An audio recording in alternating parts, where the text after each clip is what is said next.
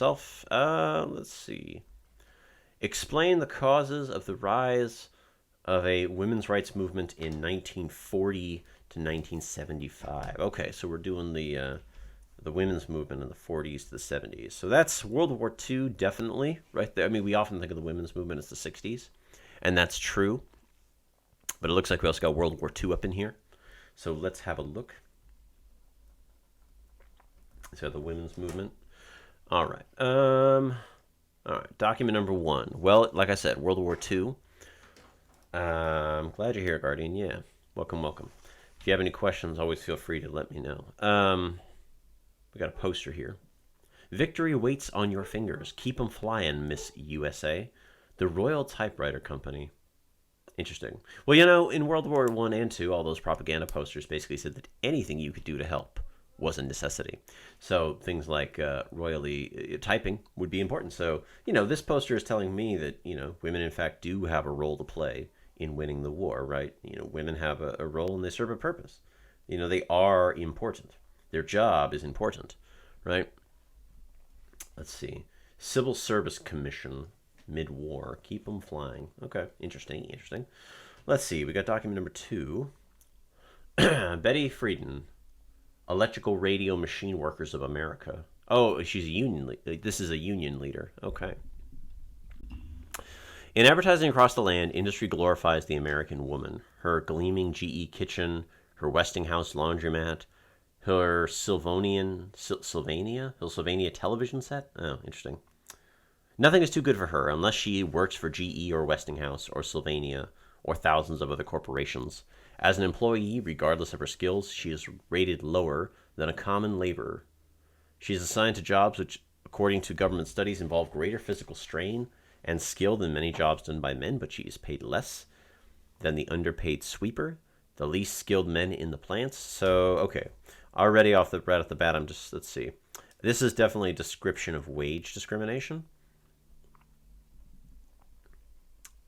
But what's interesting is that this document also points out, if you kind of look between the lines, it's also pointing out that women were used in advertisements, right? So women in the domestic sphere, that first paragraph,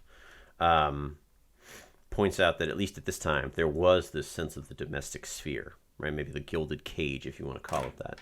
Interesting. This person is Betty Friedan. I feel like I should know this person, but I don't. So is this a book? I don't know what this is. This might be a book of some sort. I'm gonna guess that it's a book. It might also be a pamphlet, but I don't know for sure. Let's see. Document 3. Sex and Caste, a kind of memo from Casey Hayden and Mary King to a number of other women in the Peace and Freedom Movement, 1965. Okay, so this is the 60s. We're getting radical here. Women we've talked to who work in the movement seem to be caught up in a common law caste system which operates sometimes subtly, forcing them to work around or outside the hierarchical structures of power which may exclude them. Women seem to be placed in the same position of assumed subordination in personal situations too. Caste, what an interesting word to use here. Exploits women. The caste system's perspective dictates that the role assigned to women in the peace and civil rights movement, certainly even more than women outside the movement. Within the movement, questions arise in situations ranging from relationships to who cleans the Freedom House, to who holds leadership positions, to who does the secretarial work. Okay, so this is essentially, I think this is saying that even within the liberation movements, right, the so-called radical movements, we're still seeing the same issue, right? Even within the radical movements, right, we're seeing the same issues, right? Although this is also the early 60s, relatively speaking. This is 1965. This isn't even, this isn't the summer of 68 or the Freedom Summer. Interesting. This also seems to imply sort of if you read between the lines, they're talking about a lack of education, right? Lack of awareness, maybe? Right, a lack of awareness of this situation, a lack of awareness of this caste system. Let's see. Document 4. Robin Morgan and the New York Radical Women's press release No more Miss America. Oh yeah, I remember this. I think this is the famous. I could be mistaken. I think this is the famous burning of the bras, which I believe happened around this time. But let's see. For immediate release, which means to be published immediately. Oh, also we should note that New York Radical Women's Press, while it had a readership, this was, just to be clear, this is not a mainstream paper, right? But it's attempting to garner attention. It's still a paper, right? So this is a paper meant to be read by a wide audience, but it's probably not read by that many, right? So this is a paper, like a newspaper. On September 7th, in Atlantic City, the annual Miss America pageant will again crown your ideal, in air quotes. I think it's talking about the beauty standards. I think this is probably talking about beauty standards. But this year, reality will liberate the contest auction block in the guise of genuine, deplasticized, breathing women. Women of every political persuasion, a day-long boardwalk theater event. We will protest the image of Miss America that oppresses women in every area which it purports to represent us. There will be picket lines, guerrilla theater, leafletting, lobby visits. We will throw bras, girdles, curls, false eyelashes, wigs, and representative issues of Cosmopolitan, Ladies' Home Journal, and Family Circle. Bring any such women garbage you have around the house. We will also announce a boycott of all these commercial products. In case of arrest, however, we plan to reject all male authority and demand to be busted by policewomen only. I like that. Okay. Male chauvinist reactionaries on this day had best stay away, nor are any male liberals welcome to this demonstration. But sympathetic men can donate money. We also reject interviews. Interesting. Only news women. Okay, so interesting. This is a boycott. It's interesting. This document seems to be sort of not going against, but like acknowledging the issues put forth in the third document. It's a boycott of Miss America, which I assume was probably pretty popular by this time, but I can't be certain of that. I don't know exactly when Miss America became popular. But if it's being boycotted, it must be a big deal. Right? It's a big target, perhaps, I guess. They also talk about the consumerist aspects, right? They have all these consumer products that women use. Consumer products. Interesting. Let's see. Document 5. Women, the new voice of La Raza. Oh, La Raza. That's a term that's used in the Latina community struggle for civil rights. La Raza, the race. The awakening of Chicana consciousness has been prompted by the machismo she encounters in the movement. This behavior is a serious obstacle to women's anxious to play a role in the struggle for Chicano liberation. The oppression suffered by Chicanos is different from those struggled by most women in the country because Chicanos are part of an oppressed national minority. They are subjected to the racism practiced against La Raza. Since the overwhelming majority of Chicanos are workers, Chicanos are also victims of the exploitation of the working class, but in addition, inferior position because of their sex. Thus, Raza women suffer a triple form of oppression because sexism and male chauvinism are so deep. Okay. Instead, they're told to stay away from the women's liberation movement because this is an Anglo thing. So this is what the hip kids call intersectionality, or acknowledging that there are many different avenues by which peoples might find their daily lives shaped and molded by. So this is interesting. So this is the Chicano liberation movement, and it's talking about the double issue of racism and sexism. Interesting. So I'm noticing a trend. Both 3, 4, and 5 are all talking about issues within the liberation movements themselves. Interesting. Okay. Document 6. United States Congress, Title IX. Title IX. I have heard of Title IX. This is a very big, Title IX is very important. Basically, this meant that you can't discriminate in sports. Well, not just sports. It's more than sports. But sports is where we see it. At least I've seen it the most implemented. No person in the United States shall, on the basis of sex, be excluded from participation in, be denied benefits of, or subjected to discrimination under any education program or activity receiving financial assistance. So this was perhaps an acknowledgement of educational discrimination. education limitation.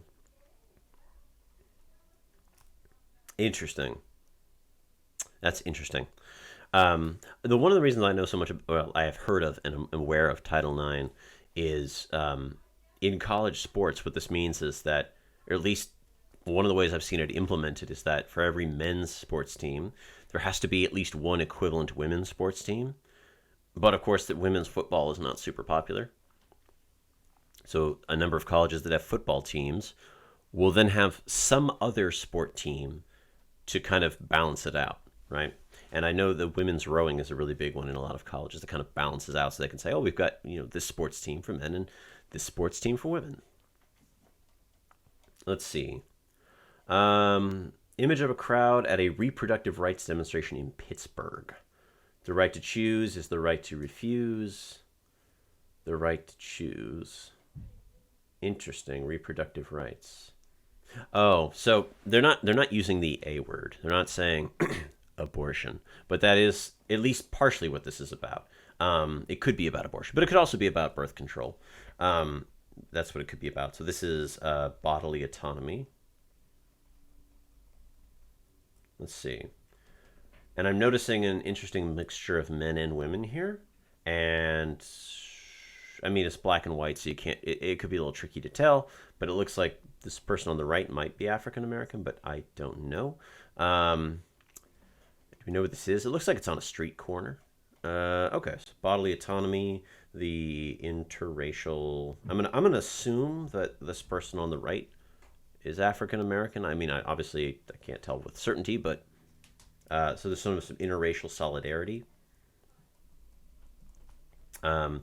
As well as, that's been a thing in American civil rights discourse for a long time, was the ability to have reproductive autonomy, or at least bodily autonomy in the domain of reproduction, aka birth control, the pill. In fact, there was I'm trying to remember the name of this lady. She was from Hungary, and she moved to New York, and she was, distributing, allowing young mothers to have birth control. And she was actually deported back to Hungary because she technically was violating laws against, distribution, dissemination of birth control methods and information. Interesting. Okay. So kind of looking through all that with about 2 minutes to go of planning, 3 minutes to go of planning. Do we see any trends? The rise of the women's movement.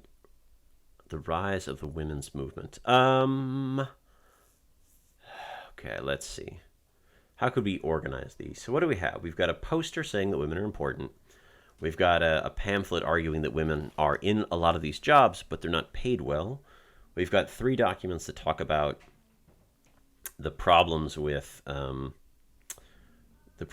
women in the radical movement, or pointing out that there's some sort of issue within the various radical liberation movements, or the freedom movements, or the counterculture movements.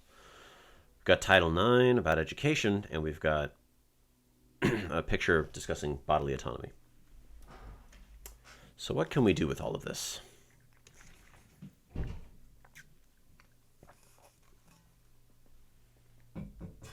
Well, let's see. Let's go over. Let's get some blank notepad paper. Let's shift gears really quick.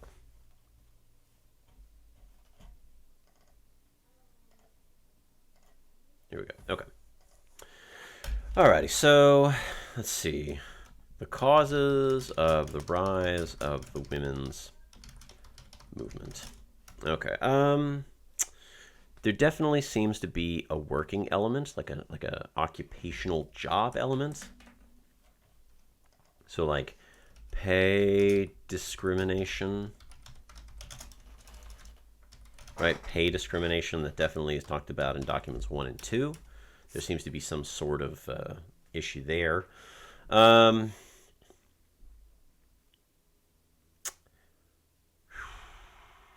it just seems like I'm trying to think of how we can group these together, because these, on the surface, these seem to be very much like all over the place, right? These are very much like talking about a bunch of different things, but in order to make this essay concise, we got to kind of bring some of them together. So I'm going to say lack of or unequal access to education. I'm going to say unequal access to education because I think that definitely document 3 hints at this, and document 6 also hints at this, kind of by the nature of the things they're talking about. Unequal access to higher education.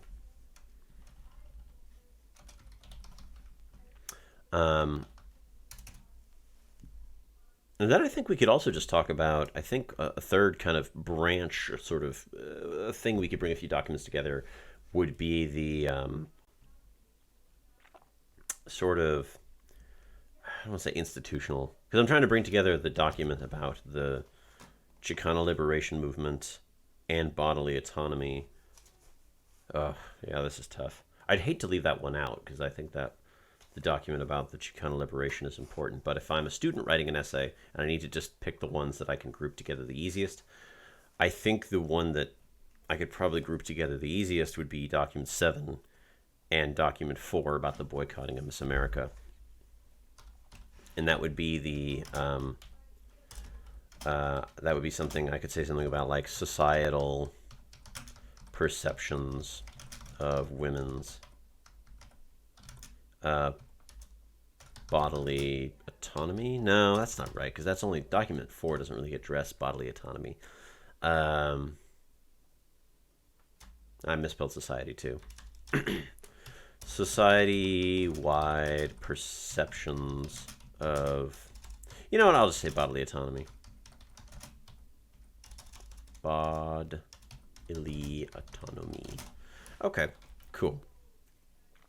I think we have 3 potential prongs of an argument here. Maybe I can find some way to get document 5 in there. I really hate to leave that one out, but again, I'm a student with only an hour to write this, so we have to kind of just go with what seems like it works. So let's start off with a thesis which outlines our argument. In the years between the 1940s and the late 1970s, the rise of the women's movement can be attributed to several factors. So we're talking about how our particular question is attributable to several factors, several key factors,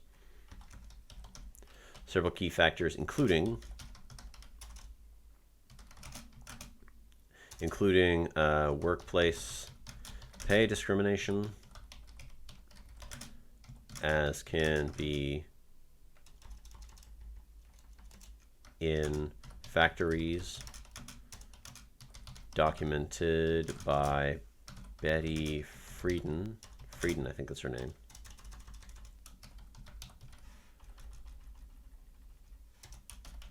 I feel like I should know this person. I feel like I've heard this name, Betty Friedan, before, but I just can't put my finger on it.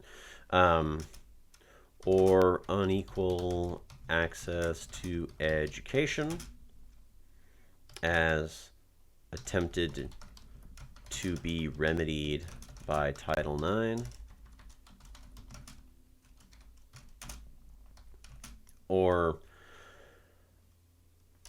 and society-wide perceptions of women's bodily autonomy in the form of reproductive rights. Cool. All right, so there we go. We have an argument. We take a position, right, that the rise of this movement is caused by these 3 things, and we have a specific example that places these things in their time and place, as is seen by pro-choice protests. Oops. Perfect. Right, so we got these things in their time and place, and so there we go. Yeah, we've got that, and so let's really quick contextualize this argument. So remember that we want to contextualize. We're going to sort of bring like general broad history, we're going to bring it down like a reverse triangle right into our thesis. So for context-wise, shoot, I got 30 minutes to write this. Okay. Actually, no, I got 40 minutes still. So, context-wise, let's see. What do I know about women in the United States and their history and their activism? Well, I know that since the founding of the United States,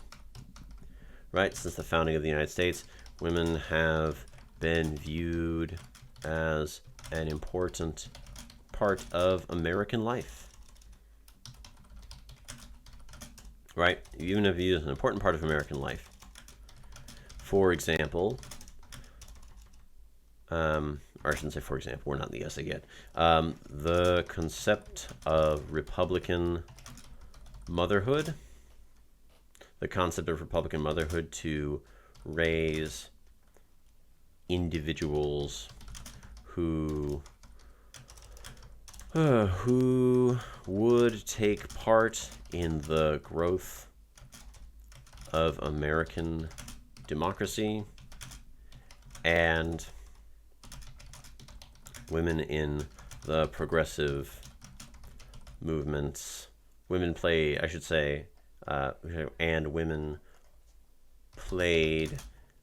major roles in the progressive movements of the late 19th century, such as Ida Tarbell, who documented corporate corruption across America. Right, so now we're getting a little more specific, right? We're coming from this general statement about women in American life, narrowing it down a little bit, just using 2 examples from before the time period in question, right? Ida Tarbell, who documented corporate corruption. I believe that's what she did. Again, I'm not a super American history expert, but I believe this is correct. Documented corporate corruption across America. Still,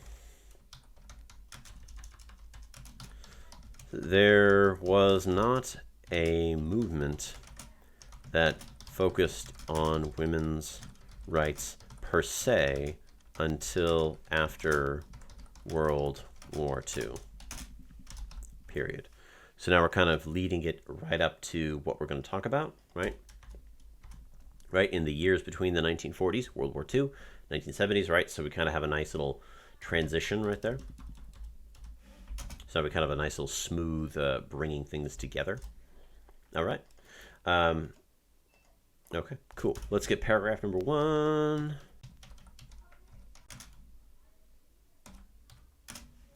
Let's get paragraph number 1 in here, and then let's go writing. You know what? Let's break this up really quick, though.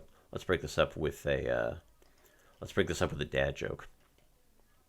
We should break this up with a dad joke really quick. If you sing in the shower, it's a good time. But what happens? Actually, you know what? I'm sorry. That one's too hard to phrase easily. Sorry, my apologies. What do you call a fish wearing a tie? Does anyone know what you call a fish wearing a tie? Anybody know?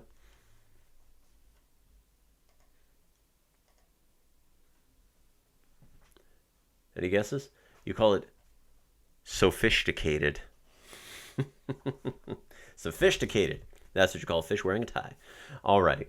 Paragraph number 1. Let's talk about, we'll go with the pay discrimination. One of the major catalysts for the women's movement was the fight against pay discrimination. During World War II, women played a vital role in the defeat of the Axis, and numerous propaganda posters encouraged their participation in clerical work.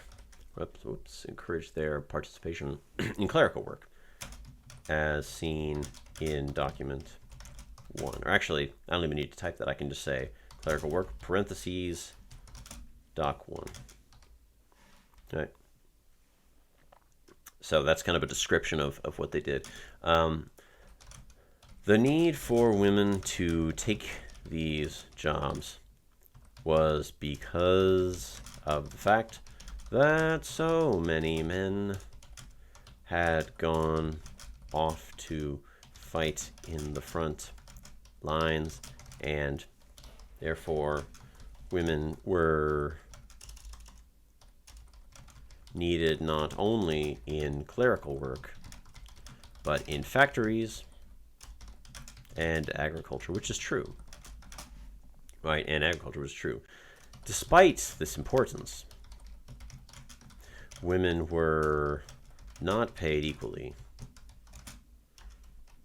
and many were summarily dismissed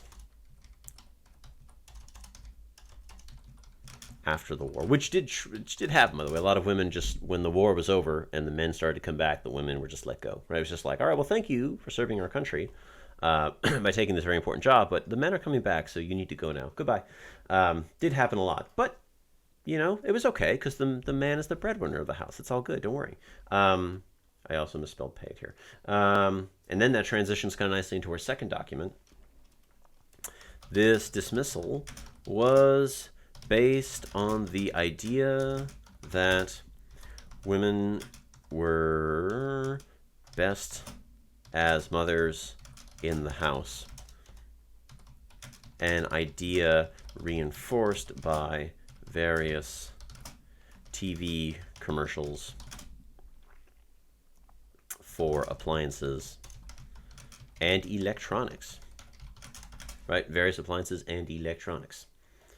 Right, as described in document 2, as this, or actually I don't even need to do that. I can just say document 2, right? Because in document 2 we have that description of women being, which featured women, right? These commercials which featured women, right? There we go, which featured women. Document 2. The economic boom of the post-war era meant that men were expected to be the bread winners, which, by the way, if you've ever wondered where get that bread comes from, I don't think it's from that, but it does jive nicely historically, right? Getting that breadwinners, works out well, right? Men were expected to be the breadwinners, and therefore companies could justify paying women less for their work as a result. Right, breadwinners. So that's a little bit of context there. This fact was one of the catalysts for the women's movements of the 1970s. Awesome. Paying less for their work, even if it was the same job.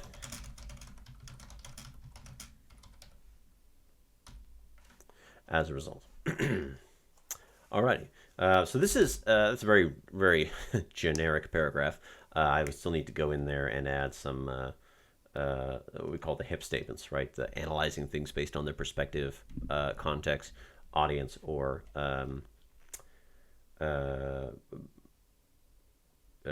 perspective, audience, context, and purpose. Sorry, I didn't do purpose yet. Okay, so let's see. We got pay discrimination, unequal access to higher education. Another cause of the women's movement was anger at not being able to access higher education. This fact is evident. This fact is evidenced by the passage of Title IX in, what was it, 19, let's double check the document. I believe it was 1972. I want to make sure we got that down. Let's see, DBQ number 3. Here we go.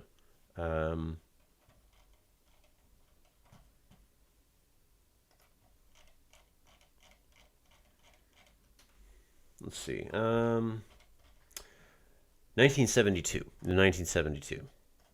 Okay, it was 1972, right?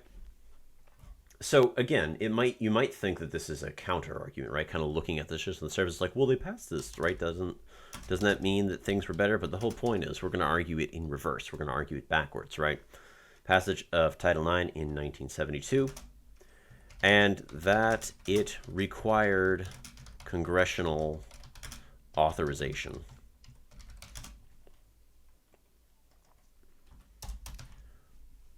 Right, the fact that it required congressional authorization. This had to be done on a national level because across the country, many states continued to discriminate against women in education. Therefore, it took federal action and pressure to change this situation, which persisted even after World War II, even after women's sacrifice in World War II and the counter-culture movements of the 1960s. Right, so again, I'm arguing sort of backwards here, where I'm saying that, look, it passed, but look, it had to pass federally, right? You couldn't just have it state by state. It had to pass federally, right? So that's the thing about these DBQs. Even if you get a document that doesn't seem to work with you, try arguing it in reverse. Try arguing it in reverse if you're not ever sure to do what to do, right? So that's document 7, right? Document, that's document 6. Document 6.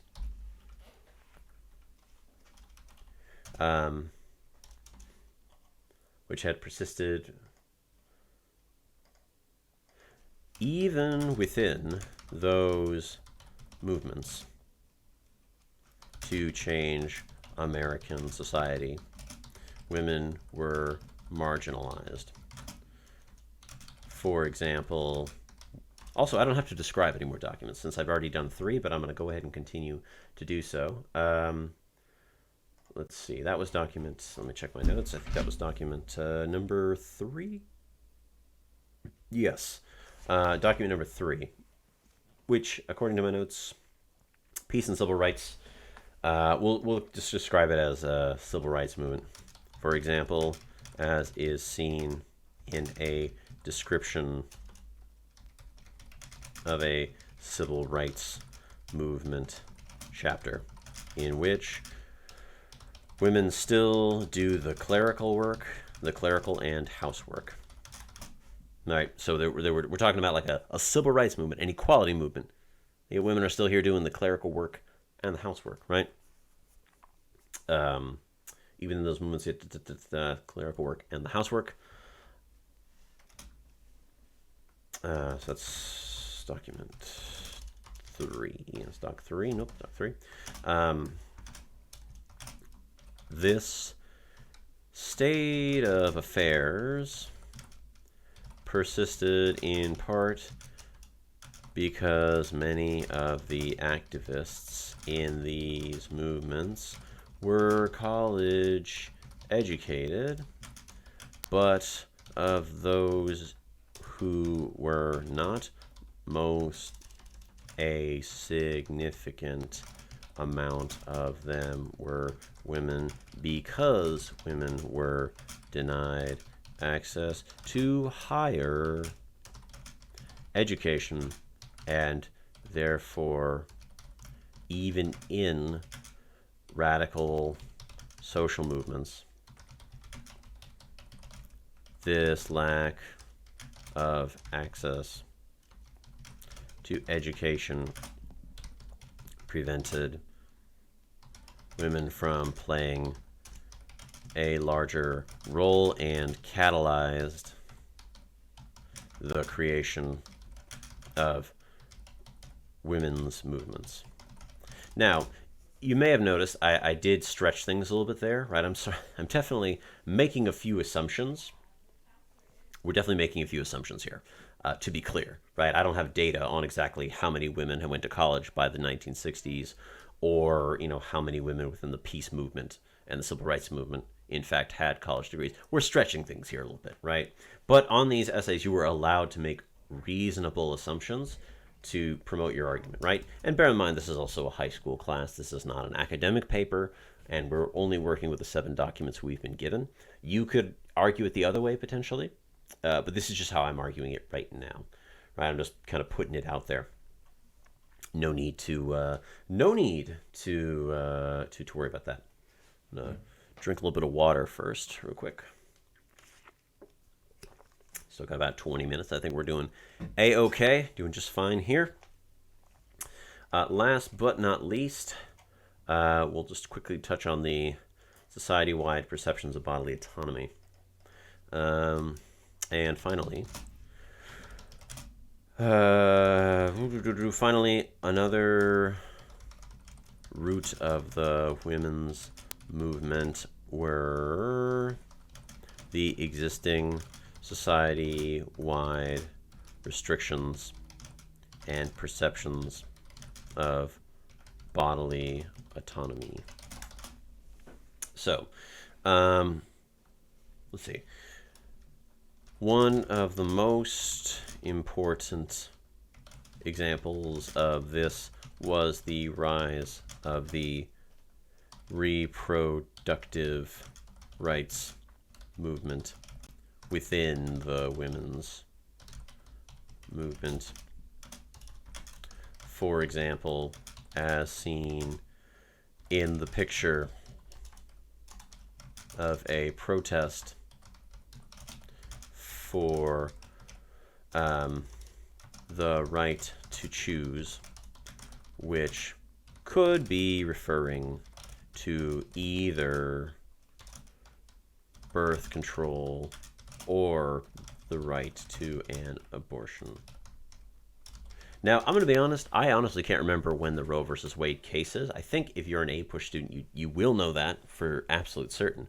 But I don't honestly know that. I've forgotten. It could have been before 1974. It could have been after 1974. I actually am not entirely sure, right? I don't know. That's the truth. If I knew, I could probably use that in some sort of statement, context statement. But I don't know.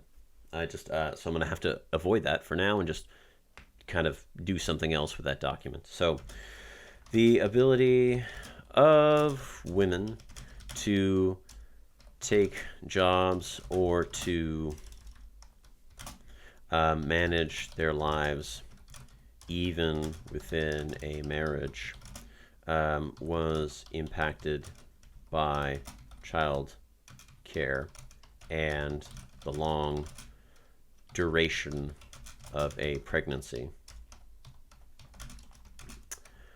Birth control had been illegal in several. I don't know how many states it was illegal in. Had been illegal in many states before World War I, and activists had been imprisoned or deported if they were migrants. So I wish I could remember the name of that one female activist from Hungary, but I can't remember her name, and that's just the reality. Sometimes in the exam, you're not going to remember certain things, and so we're just going to sort of, have to stretch things a little bit. Like, I know it was before World War I. That's what I can remember. This inability of women to control their own bodies was a major part of the women's movement. That was a major underlying cause.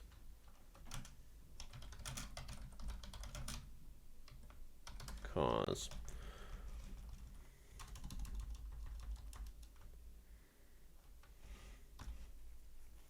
Get a little context here, right? Get a little context here, a little context statement. Well, this doesn't really go back to our argument, right? Reflecting the long effort to suppress tools for women's bodily autonomy. All right, what do we got on the clock? We got 15. No, we got 20. Still 20 minutes to go. Okay. So there's our context statement. There's our context statement. There's our HIP statement, our HIP context statement. Got him. Got him. Okay, let's see. And then we got to do document 4, which is the one about the Miss America pageant. One example of how this lack of, I'm gonna be perfectly honest. I'm gonna stretch this, which you may have to do in the exam. You know, again, we're under a time crunch, and I'll be honest, I'm not really sure how to connect these two, but I'm gonna try my best. One example of how a lack of a bodily autonomy was reinforced culturally was the Miss America pageant, which became popular in the 1950s and 1960s.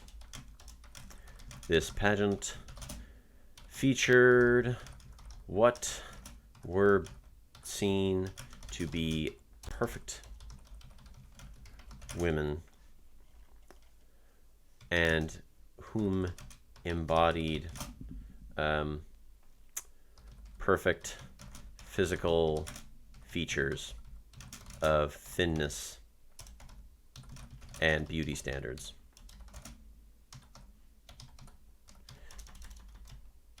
You know, what I'm kind of doing here is I'm sort of putting my analysis before I even talk about which document. Like, all of this in theory should come after I've said what I'm even talking about, right?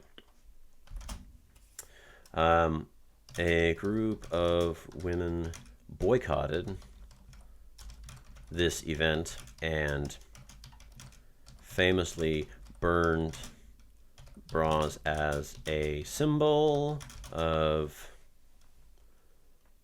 women's subservient status, reflecting the overwhelming cultural and consumer influence on perceptions of women's bodies and how women should shape themselves physically. Famously. So that's document 4. Yeah, this is not I will admit this is not the greatest connection. This is probably a fairly weak argument, but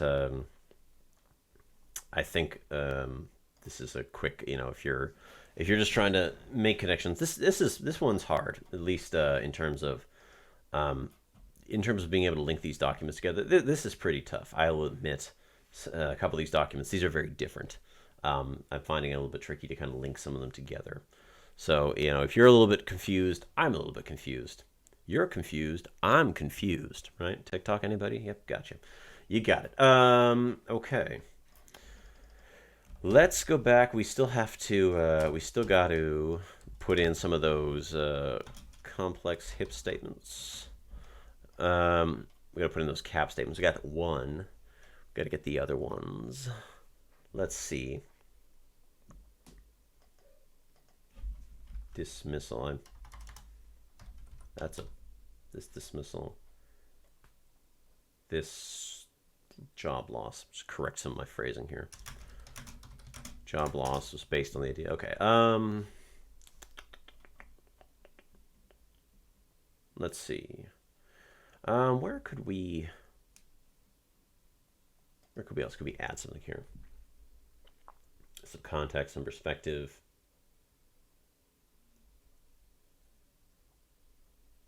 You know, we talk about document number 1, right? This propaganda poster was one of many that reflected.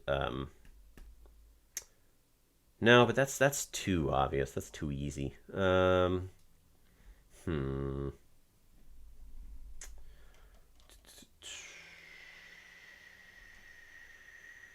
of context here. Well, I guess we'll just go with this. Like, you know, when you do these hip statements, you got to just go with what's easiest for you. Women had also played a major part in World War I, working to produce munitions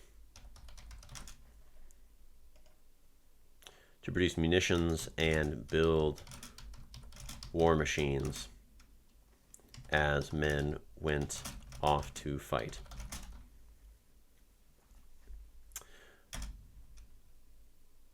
However, okay, well, actually, I'm not about to contradict myself right here, but I'm going to have to edit this because I'm about to say something that's going to make sense, but it's not going to make sense the way it's currently typed. However, after the conclusion of World War I, many women were dismissed from their jobs to make room for the returning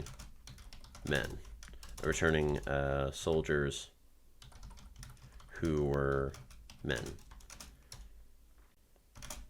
Fun fact, by the way, World War I was the very first time women received combat training, specifically from the Marines. Women who were serving in the Marines got combat training for the first time. Now, I have to rephrase this because this doesn't make any sense. Many were summarily dismissed. Okay. Were not paid equally, period. And once again, after World War II, many women were summarily dismissed.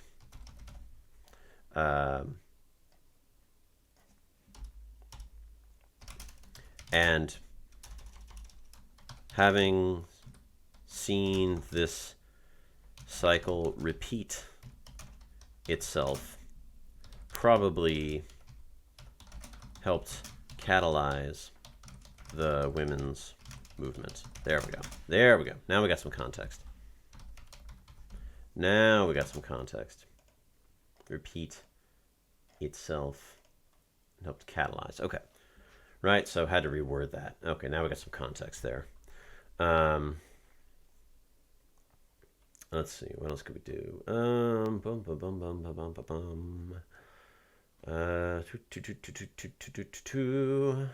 Where could we add one last hip statement?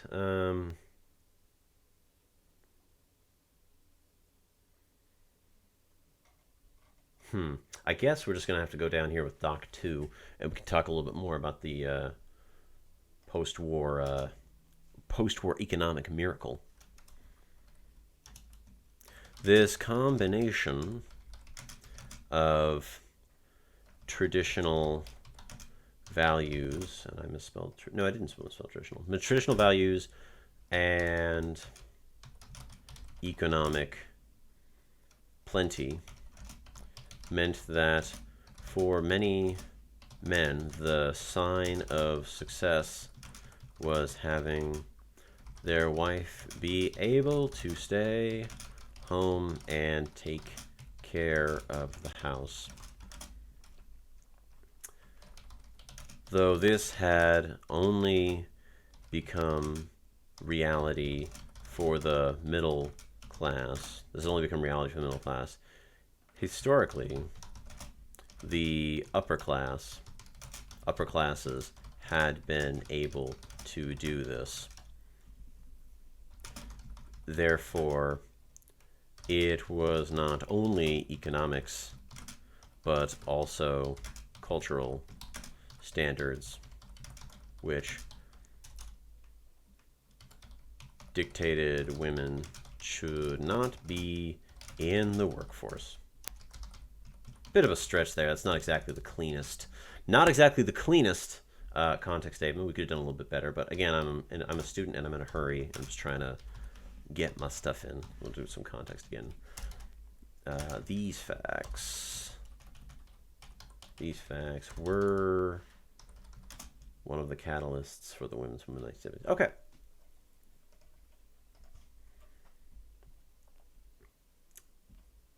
Upper classes in the Gilded Age and Progressive Era. Let's just get specific here. We don't want to leave kind of sort of generalizing here. Interesting. I'll be curious to see what my coworkers who teach APUSH think about this. If they think it's a 7 out of 7. Okay, we got our paragraph 1, and we still have about 5. We got about 10-ish minutes. Let's see. Am I missing anything? We got our thesis, our context. We described 3, supported 7, or we supported 6.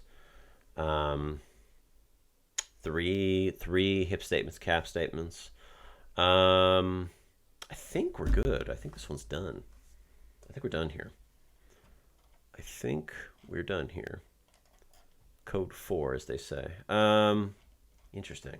Yeah, this one, because I have to admit, I just don't know a lot about the women's movement. I really should know more. Like, I shouldn't be this clueless about it, but that's okay, in part because, you know, when you get your essay on the AP exam, you don't even know what you're going to have. You're going to go in clueless, too, potentially. So it's just about what you can do with it there. Okay, cool. So, all right, we got 3 down.